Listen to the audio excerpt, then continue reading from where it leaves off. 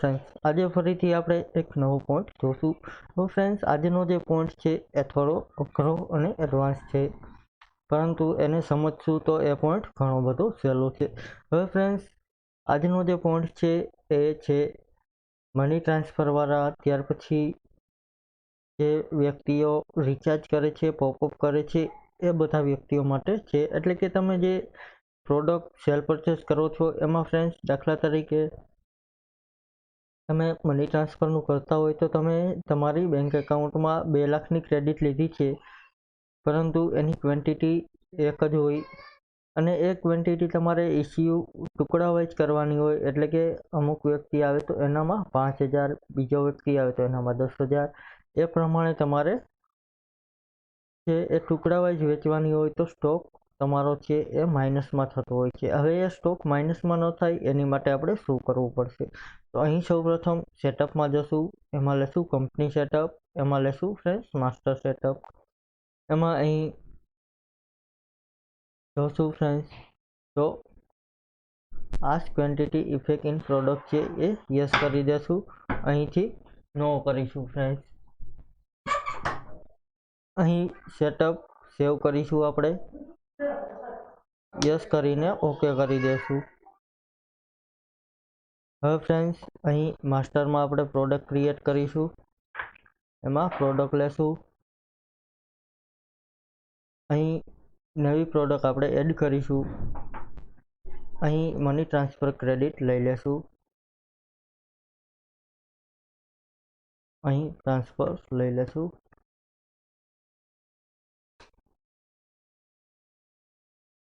અહીં અત્યારે જીએસટીમાં કંઈ પણ નહીં રાખીએ. સોરી ફ્રેન્ડ્સ, અહીં હું પાર્ટી બીજી ખોલી લઉં છું, કારણ કે એમાં ઘણા બધા સેટઅપ આપણે ગયા વખતે કરેલા હતા એ હજી એમનામ જ છે. અહીંથી ફરીથી સેટઅપ કરીશું, એમાં લેશું ફ્રેન્ડ્સ કંપની સેટઅપ, એમાં લેશું માસ્ટર સેટઅપ. અહીં આ ક્વોન્ટિટી ઇફેક્ટ પ્રોડક્ટ છે, અહીંયા આપણે યસ કરી દેશું. એસ્કેપ મારીને પ્રોડક્ટ સેવ કરીશું, સેટઅપ સેવ કરીશું. ત્યાર પછી નવી પ્રોડક્ટ ક્રિએટ કરીશું, એમાં લેશું પ્રોડક્ટ. અહીં ફ્રેન્ડ ટ્રાન્સફર લઈ લેશું. ત્યાર પછી અહીં જીએસટી કોમોડિટી નોન જીએસટીમાં રાખીશું. ત્યાર પછી સ્ટોક રિક્વાયર્ડ છે તો યસ કરી દેશું. ત્યાર પછી અહીં તમે જોશો તો ક્વોન્ટિટી ઇફેક્ટ આ પ્રમાણે તમને સેટઅપ દેખાશે. અહીં આપણે ક્વોન્ટિટી ઇફેક્ટ છે અહીંયા નો કરી દેશું, અહીં ઓકે કરીને સેવ કરીશું. અહીં નંબર્સ લઈ લેશું, ઓકે કરીશું. હવે ફ્રેન્ડ્સ, ટ્રાન્ઝેક્શનમાં જશું, એમાં પરચેઝ ઇનવોઇસની એન્ટ્રી કરીશું.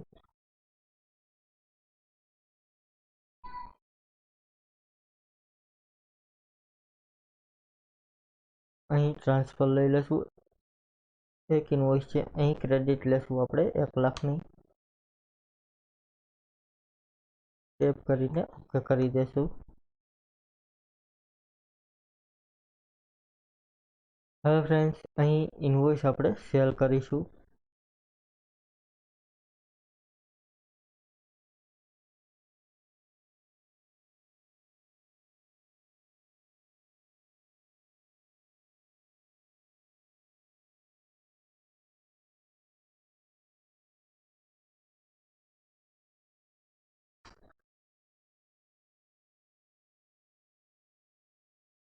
અહીં ટ્રાન્સફર લેશું ફ્રેન્ડ્સ, અહીં ક્વોન્ટિટી એક કરીશું.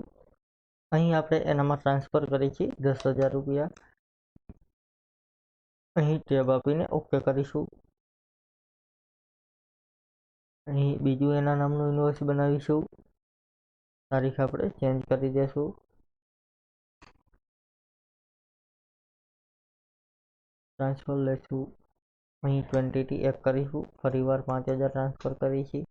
હવે ફ્રેન્ડ્સ, આ પ્રમાણે તમે કરશો તો તમારો સ્ટોક માઇનસમાં જશે, પરંતુ અહીં તમે એ સ્ટોક ક્વોન્ટિટી આસ્ક્રીવ એ આપણે ઇફેક્ટ ઓફ કરેલી છે. એટલે કે ડાયરેક્ટ કેલ્ક્યુલેશન થઈને આપણી પાસે જેટલી ક્રેડિટ હશે, જેટલી અમાઉન્ટ પડેલ હશે એ આપણે જોવા મળશે. અહીં સ્ટોક રિપોર્ટમાં પ્રોડક્ટ સ્ટોક રિપોર્ટ લેજર લેશું.